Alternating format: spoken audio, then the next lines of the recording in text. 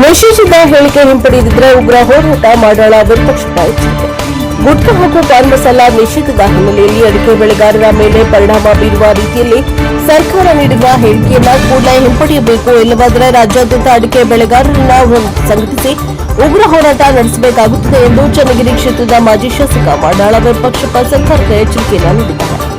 ಚನ್ನಗಿರಿಯಲ್ಲಿ ಬುಧವಾರ ಮಾಡಾಳ ಮಲ್ಲಿಕಾರ್ಜುನ ನೇತೃತ್ವದಲ್ಲಿ ನಡೆಯುತ್ತಿರುವ ಅಡಿಕೆ ಬೆಳೆಗಾರರ ಬೃಹತ್ ಪಾದಯಾತ್ರೆಗೆ ಚಾಲನೆ ನೀಡಿ ಮಾಧ್ಯಮದೊಂದಿಗೆ ಮಾತನಾಡಿದ ಅವರು, ಕರ್ನಾಟಕದಲ್ಲಿ ದೇಶದ ಅರ್ಧಕ್ಕಿಂತ ಹೆಚ್ಚು ಅಡಿಕೆಯನ್ನ ರೈತರು ಬೆಳೆಯುತ್ತಿದ್ದು, ಲಕ್ಷಾಂತರ ರೈತ ಅಡಿಕೆ ಕುಟುಂಬಗಳು ಅಡಿಕೆ ಬೆಳೆಯನ್ನೇ ಅವಲಂಬಿಸಿವೆ ಎಂದರು. ಸರ್ಕಾರದ ಅಡಿಕೆ ನಿಷೇಧದ ಕುರಿತು ಹೇಳಿಕೆಯಿಂದ ಅಡಿಕೆ ಬೆಲೆಯಲ್ಲಿ ಕುಸಿತ ಉಂಟಾಗಿದೆ. ಕ್ವಿಂಟಲ್ಗೆ ಸುಮಾರು 54,000 ಇದ್ದ ಅಡಿಕೆ ಬೆಲೆ 46,000ಕ್ಕೆ ಇಳಿಕೆಯಾಗಿದೆ ಎಂದು ಅವರು ಆರೋಪಿಸಿದ್ದಾರೆ. ರಾಜ್ಯದ ಸುಮಾರು 144 ತಾಲೂಕುಗಳಲ್ಲಿ ಅಡಿಕೆ ಬೆಳೆಯಲಾಗುತ್ತಿದ್ದು, ಅಡಿಕೆ ಬೆಳೆ ಹಾಗೂ ವಹಿವಾಟಿನಿಂದ ಸರ್ಕಾರಕ್ಕೆ ಸಾವಿರಾರು ಕೋಟಿ ರೂಪಾಯಿ ತೆರಿಗೆ ಆದಾಯ ಬರುತ್ತಿದೆ ಎಂದು ಹೇಳಿದರು. ಕರ್ನಾಟಕದಿಂದ ಉತ್ತರ ಭಾರತದ ವಿವಿಧ ರಾಜ್ಯಗಳಿಗೆ ಹೆಚ್ಚಿನ ಪ್ರಮಾಣದಲ್ಲಿ ಅಡಿಕೆ ಸಾಗಣೆಯಾಗುತ್ತಿದ್ದು, ಇದರಿಂದ ರಾಜ್ಯದ ಆರ್ಥಿಕತೆಗೂ ದೊಡ್ಡ ಕೊಡುಗೆ ಸಿಗುತ್ತಿದೆ. ಹೀಗಿರುವಾಗ ಅಡಿಕೆಯನ್ನೇ ಗುರಿಯಾಗಿಸಿಕೊಂಡು ಕ್ರಮ ಕೈಗೊಂಡರೆ ಲಕ್ಷಾಂತರ ರೈತ ಕುಟುಂಬಗಳು ಸಂಕಷ್ಟಕ್ಕೆ ಸಿಲುಕಲಿವೆ ಎಂದು ಎಚ್ಚರಿಸಿದರು. ಅಡಿಕೆಯಲ್ಲಿ ಹಾನಿಕಾರಕ ಅಂಶಗಳಿವೆ ಎಂಬ ಕಾರಣ ನೀಡಿ ಹಿಂದೆ ಕೇಂದ್ರ ಸರ್ಕಾರ ಕೈಗೊಂಡಿದ್ದ ಕ್ರಮದ ವಿರುದ್ಧ ರಾಜ್ಯದ ವಿವಿಧ ಪಕ್ಷಗಳ ಮುಖಂಡರು ನಿಯೋಗದೊಂದಿಗೆ ದೆಹಲಿಗೆ ತೆರಳಿ ಮನವಿ ಸಲ್ಲಿಸಿದರು.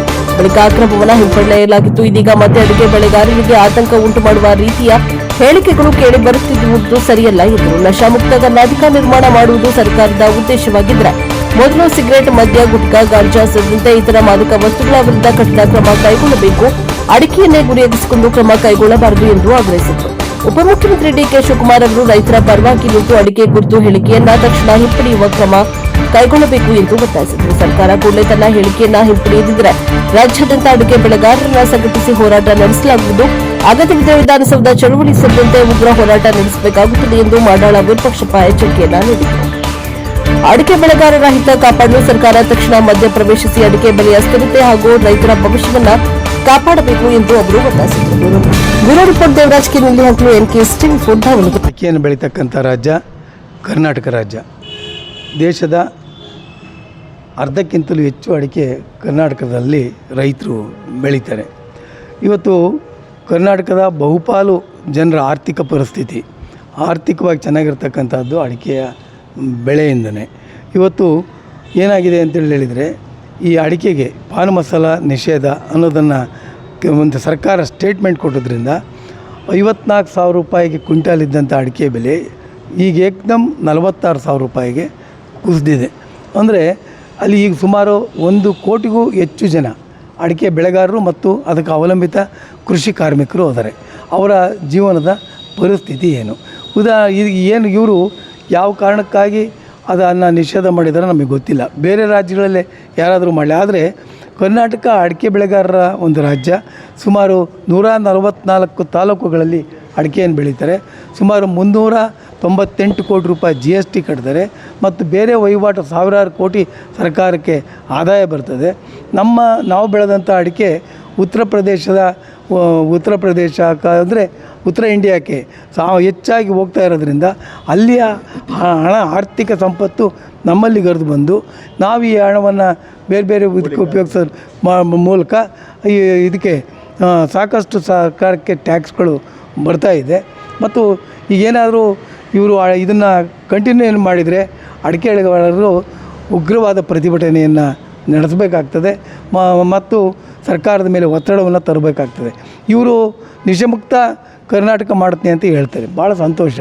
ನಿಷೇಧಮುಕ್ತ ಕರ್ನಾಟಕ ಮಾಡೋದಾದರೆ ಮೊದಲು ಸಿಗರೇಟು, ಮದ್ಯಪಾನ, ಗುಟ್ಕಾ ಮತ್ತು ಈ ಗಾಂಜಾ, ಓಸಿ ಇಂಥವುಗಳನ್ನು ತಡೆದು ಬರಲಿ. ಇದನ್ನು ಮಾಡಿದರೂ ನಾವು ಅಡಿಕೆ ಮರ ಕಡ್ಕೊಂಡು ನಾವು ಜಮೀನಿನಲ್ಲಿ ರೈತಾಪಿ ವ್ಯವಸ್ಥೆಯನ್ನು ಮಾಡ್ತೇವೆ. ಅವುಗಳನ್ನೆಲ್ಲ ಇವು ಅಡಿಕೆಗೆ ಮಾತ್ರ ಕೆಂಗಣ್ಣನ್ನು ಬೀರಿದ್ದಾರೆ. ಇದೇ ಹಿಂದೆ ಯಡಿಯೂರಪ್ಪನವರು ಈ ರಾಜ್ಯದ ಮುಖ್ಯಮಂತ್ರಿ ಆಗಿದ್ದರು.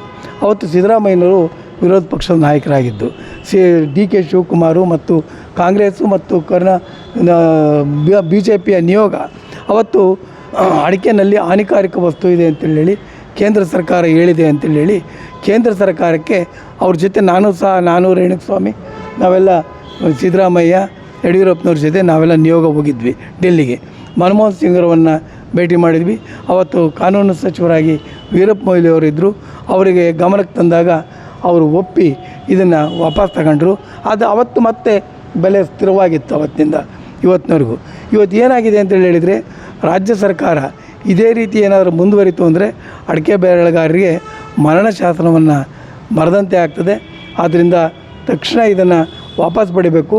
ಇಲ್ಲದೆ ಹೋದರೆ ಇವತ್ತು ಚನ್ನಗಿರಿನಲ್ಲಿ ಪ್ರಾರಂಭ ಆಗಿದೆ, ರಾಜ್ಯದಾದ್ಯಂತ ಒಂದು ಹೋರಾಟ ಪ್ರಾರಂಭ ಆಗ್ತದೆ ಮತ್ತು ಇದರ ಪರಿಣಾಮವನ್ನು ಸರ್ಕಾರ ಎದುರಿಸಬೇಕಾಗ್ತದೆ. ಇವತ್ತು ರೈತರ ಹಿತದೃಷ್ಟಿಯಿಂದ ಈಗ ಡಿ ಕೆ ಶಿವಕುಮಾರ್ ಅವರು ಒಬ್ಬ ರೈತರ ಮಗ, ಅವ್ರೂ ಇದನ್ನು ಮನಗಂಡು ಇದನ್ನು ನಾನು ವಾಪಸ್ ಪಡಿತೇನೆ, ನನಗೆ ಗೊತ್ತಿಲ್ಲದೇ ಅಧಿಕಾರಿಗಳ ಮಟ್ಟದಲ್ಲಿ ಆಗಿದೆ ಅಂತಕ್ಕಂಥದ್ದನ್ನು ಹೇಳಿದರು. ಆದರೆ ಇನ್ನೂ ನಮ್ಮ ಆರೋಗ್ಯ ಸಚಿವರು ಯಾಕೋ ಇನ್ನೂ ಮೀನಾಮೇಷವನ್ನು ಎಣಿಸ್ತಾ ಇದ್ದಾರೆ. ದಯಮಾಡಿ ಆದಷ್ಟು ಜಾಗ್ರತೆ, ಏನು ಅವರು ಸ್ಟೇಟ್ಮೆಂಟ್ ಕೊಟ್ಟಿದ್ದಾರೆ ಅದನ್ನು ವಾಪಸ್ ಪಡಿಬೇಕು. ರೈತರ ಹಿತಕ್ಕೆ ಅವರು ರೈತರ ಪರವಾಗಿ ನಿಲ್ಲಬೇಕು ಅಂತೇಳಿ ಹೇಳಿ ಸರ್ಕಾರಕ್ಕೆ ಆಗ್ರಹವನ್ನು ಮಾಡ್ತೇನೆ. ಇಲ್ಲದೆ ಹೋದರೆ ಮುಂದಿನ ದಿನಗಳಲ್ಲಿ ಉಗ್ರ ಹೋರಾಟವನ್ನು ಮಾಡ್ತೇವೆ. ವಿಧಾನಸೌಧ ಚಲೋ ಅಂತಕ್ಕ ಕಾರ್ಯಕ್ರಮವನ್ನು ರಾಜ್ಯದಾದ್ಯಂತ ಇರತಕ್ಕಂಥ ಅಡಿಕೆ ಬೆಳೆಗಾರರನ್ನು ಸಂಘಟಿಸಿ ನಾವೆಲ್ಲ ಹೋರಾಟವನ್ನು ಮಾಡಬೇಕಾಗ್ತದೆ.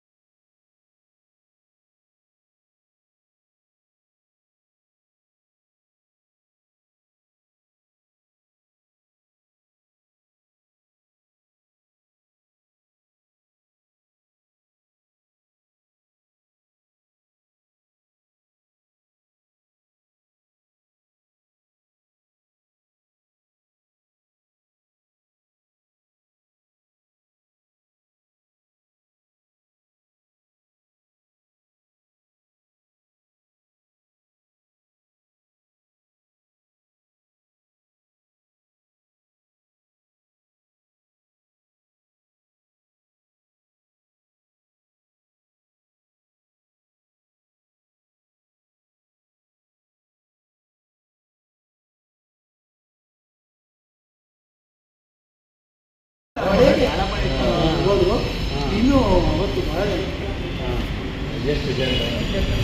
ಹೈಯೆಸ್ಟ್ ಇದರಿಂದ ಮ್ಯಾಕ್ಸಿಮಮ್ ಅಡಿಕೆ ಇರೋರು ಚೆನ್ನಾಗಿದೆ. ಆರ್ಥಿಕವಾಗಿ ಭಾಳ ಇಂಪ್ರೂವ್ ಆಗಿರೋದೇ ಅಡಿಕೆ.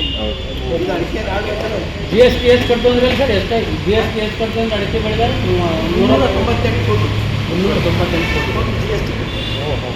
ಇದಕ್ಕೆ ವ್ಯಾಪಾರ ವಹಿವಾಟು. ಆಮೇಲೆ ಟ್ಯಾಕ್ಸ್ ರೀತಿಯಾಗಿ ಸಾವಿರಾರು ಕೋಟಿ ಆದಾಯ ಕರ್ನಾಟಕ ರಾಜ್ಯ ಸರ್ಕಾರ. ಸರ್ಕಾರ